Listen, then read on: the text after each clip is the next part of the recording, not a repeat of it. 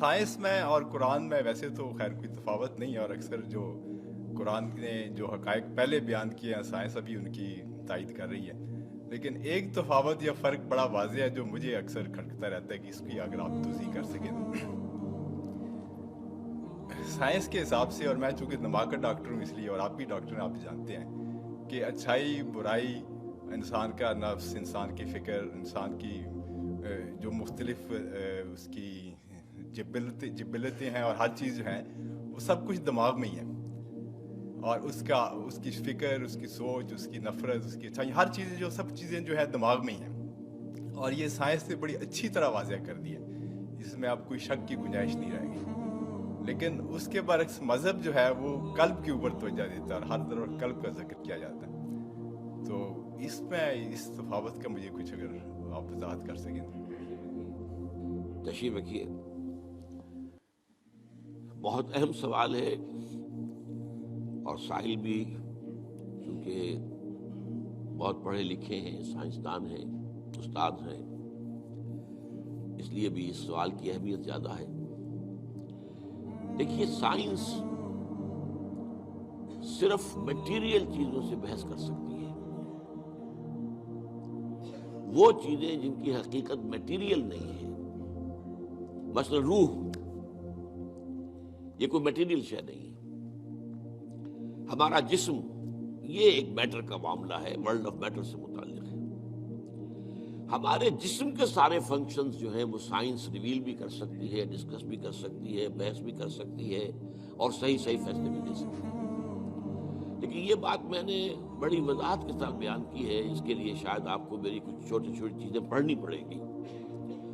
قرآن مجید کے مطالعے سے جو مجھے معلوم ہوا وہ یہ ہے کہ انسان در حقیقت ایک کمپوزٹ بینگ ہے، اس میں دو وجود جمع ہیں۔ ایک میٹیریل ہے جو حیوانی ہے، تو تمام کے تمام جتنے حیوانی انسٹنکٹس ہیں وہ ہمارے اندر موجود ہیں، کھانے کو چاہیے، اور جو اینیمل انسٹنکٹس ہے، کچھ آرام بھی چاہیے، کچھ بقائے نسل جو ہے تسلسل کے لیے وہ بھی کچھ چیزیں رکھ دی گئی ہیں وغیرہ وغیرہ، تو یہ پورا انسان ہے۔ لیکن انسان نرا حیوان نہیں ہے، انسان کی ایک حقیقت جو ہے وہ روحانی ہے، اس کا تعلق ورلڈ آف میٹر کے ساتھ نہیں ہے، اور وہ در حقیقت میٹیریل سائنسز کی جو دریافت ہے اور اس کی جو بھی ریسرچ ہے اس کے فیلڈ میں آتا ہی نہیں۔ وہ روح کا مرکز در حقیقت قلب ہے، یہ روح ہے در حقیقت، اور یہ کمپلیٹ پرسنالٹی ہے، ان اٹ سیلف انویزیبل ہے، دیکھی نہیں جا سکتی، لیکن یہ ہے کہ یہ در حقیقت، اور اس کی تخلیق ہمارے ان جسموں کی تخلیق سے بہت پہلے ہوئی تھی، بہت پہلے، یعنی جس کو کہ یہ کہتے ہیں بگ بینگ، بگ بینگ سے میٹر اور میٹیریل یونیورس جو ہے اس کا آغاز ہوا ہے۔ پرائر ٹو دیٹ فرشتے اور ارواح انسانیہ اس سے پہلے پیدا کیے گئے، اور وہ نور سے پیدا کیے۔ انہی دنوں میں میں نے حدیث کے درس کے ضمن میں بھی اس کی تفصیل بیان کی، حدیث نمبر 4 جو 40 نبوی میں ہے۔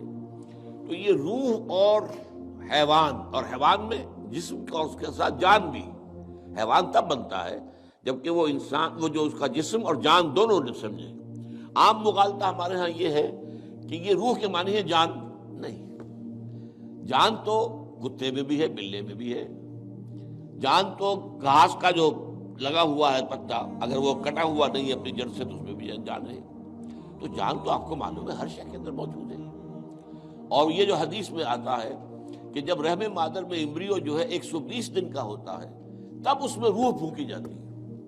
یعنی اس سے پہلے جو ہے 120 دن تو کیا وہ بے جان تھا؟ اب ظاہر بات ہے ڈاکٹر صاحب سے بڑھ کر کون جانے گا اس کو کہ وہ تو جو سپرمیٹوزوون تھا وہ بھی جاندار تھا، جو اووم آیا تھا ماں کا فیلوپین ٹیوب کے اندر وہ بھی جاندار تھا، دونوں کے ملاپ سے زائگوٹ بنا وہ بھی جاندار ہے۔ اور یہ ایک جو ہے نشو و نما پا رہی ہے چیز جو کہ زندگی کی سب سے بڑی علامت ہے، وہ جو ہے 120 دن تک اس نے ڈیولپمنٹ کی ہے، جس کو قرآن مجید کہتا ہے نطفہ ہے، پھر نطفے کے بعد جو ہے وہ مضغہ ہے، علقہ ہے، ان ساری سٹیجز کے بعد پھر روح پھونکی جاتی ہے۔ وہ روح ہے در حقیقت کہ جو بہت آغاز میں پیدا کر دی گئی تھی، اور اس کے بعد اس کو ایک نیند سلا دیا گیا۔ اس کے بعد جیسے جیسے رحم مادر کے اندر وہ جنین تیار ہوتا ہے تو 120 دن کے بعد اس کی روح جو وہاں موجود ہے پہلے سے، پرائر ایگزسٹنس اس کی ہے، وہ لا کر اس میں پھونک دی جاتی ہے۔ یہ اصل میں حصہ دین کی حکمت کا ایسا ہے جو آج کل عام طور پر بالکل نگاہوں سے اوجھل ہو گیا۔ عام طور پر تو ہمارے اچھے اچھے علماء اور جدید مفکرین خاص طور پر روح کے علیحدہ وجود ہی کے قائل نہیں ہیں۔ اب یہ روح کا اگر علیحدہ وجود نہیں ہے تو آپ دیکھیے سورہ اعراف کے اندر فرمایا کہ تم سب نے ہم سے عہد کیا تھا الست بربکم قالوا بلی، وہ کون تھے سب؟ ظاہر بات ہے اس وقت تک تو ابھی تمام انسان تو ایک وقت میں جمع نہیں ہو سکتے تھے،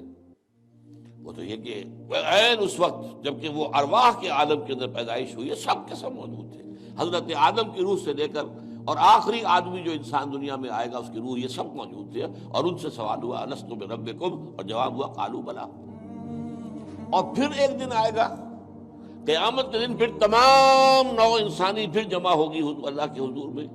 اور اللہ فرمائے گا، سورہ کہف کے الفاظ ہیں لقد جئتمونا کما خلقناکم اول مرہ، آ گئے ہو نا ہمارے پاس جیسے کہ ہم نے تمہیں پہلی مرتبہ پیدا کیا تھا۔ اب یہ پہلی مرتبہ کی پیدائش وہ ہے جو عالم ارواح میں ہوئی ہے، دوسری مرتبہ کی پیدائش وہ ہے جو اس عالم مادی کے اندر، یہ جو مٹیریل ورلڈ کے اندر پیدا ہوئی ہے۔ میری پیدائش 76 برس پہلے ہوئی ہے، اس سے پہلے میرے اس جسم کا وجود کوئی نہیں تھا، میری روح موجود تھی، اگرچہ وہ ایک جگہ پر اللہ تعالیٰ کے ہاں ایک کسی سٹور کے اندر تھی لیکن موجود تھی۔ تو دل اصل میں مرکز ہے روح کا، اور روح ایک کمپلیٹ انڈیپینڈنٹ پرسنالٹی ہے، اس کا تعقل بھی ہے، یہ دیکھتی بھی ہے، بغیر ان آنکھوں کے دیکھتی ہے، روح براہ راست دیکھتی ہے، روح جو ہے وہ براہ راست سنتی ہے۔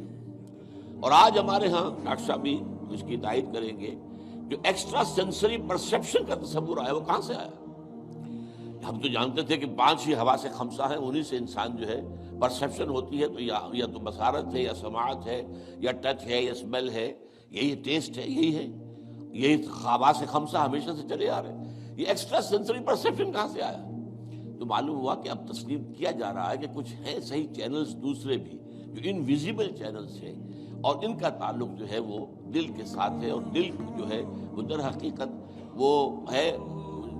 مقام روح کا۔ تو یہ روح اور جسم یا حیوان مل کر انسان